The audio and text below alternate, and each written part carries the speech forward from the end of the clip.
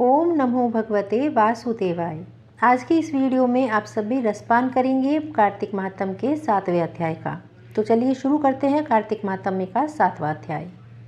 मंगलकारी श्री हरि का सच्चा नाम ध्याऊं, कार्तिक मास महात्म्य का 7वां अध्याय सुनाऊं। नारद जी ने कहा, हे राजन, कार्तिक मास में व्रत करने वालों के नियमों को मैं संक्षेप में बतलाता हूँ, उसे आप सुनिए। व्रती को सब प्रकार के आमिष, मांस, उड़द, राई, खटाई तथा नशीली वस्तुओं का त्याग कर देना चाहिए।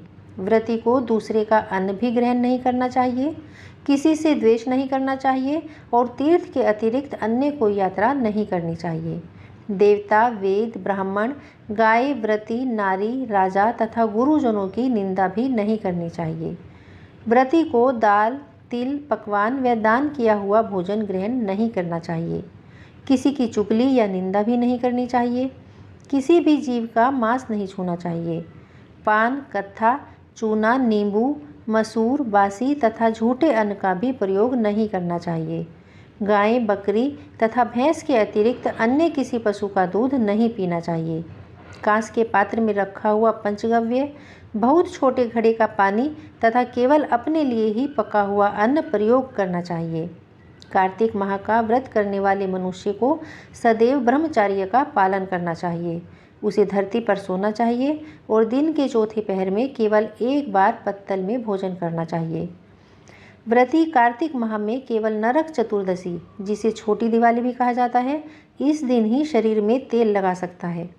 कार्तिक माह में व्रत करने वाले मनुष्य को सिंघाड़ा, प्याज, मट्ठा, गाजर, मूली, काशीफल, लौकी, तरबूज इन वस्तुओं का प्रयोग भी बिल्कुल नहीं करना चाहिए।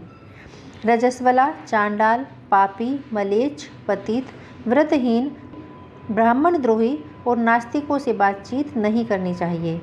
भगवान विष्णु को प्रसन्न करने के लिए अपनी शक्ति के अनुसार चांद्रायन आदि का व्रत करना चाहिए और उपयुक्त नियमों का पालन करना चाहिए।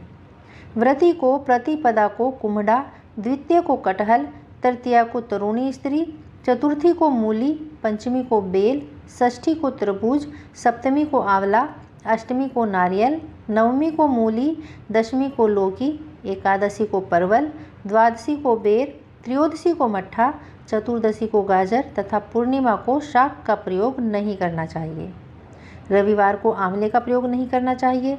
कार्तिक माह में व्रत करने वाला मनुष्य यदि इन शाकों में से किसी शाक का सेवन करना चाहे तो पहले ब्राह्मण को देकर फिर ग्रहण करे।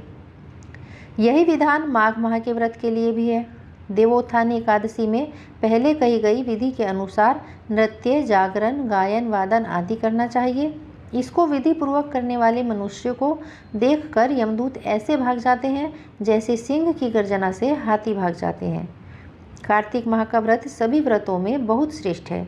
इसके अतिरिक्त जितने भी व्रत यज्ञ हैं वह 1000 की संख्या में किए जाने पर भी इसकी तुलना नहीं कर सकते, क्योंकि यज्ञ करने वाले मनुष्य को सीधा वैकुंठ की प्राप्ति होती है।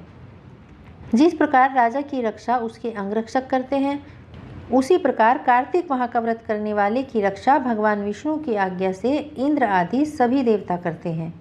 व्रती मनुष्य जहाँ कहीं भी रहता है वहीं पर उसकी पूजा होती है, उसका यश फैलता है। उसके निवास स्थान पर भूत, पिशाच आदि कोई नहीं रह पाता। विधि पूर्वक कार्तिक माह का व्रत करने वाले मनुष्यों के पुण्यों का वर्णन करने में ब्रह्मा जी भी असमर्थ हैं। यह व्रत सभी पापों को नष्ट करने वाला, पुत्र पौत्र प्रदान करने वाला और धन धान्य की वृद्धि करने वाला है। बोलिए भगवान वासुदेव की जय। बोलिए तुलसी मैया की जय।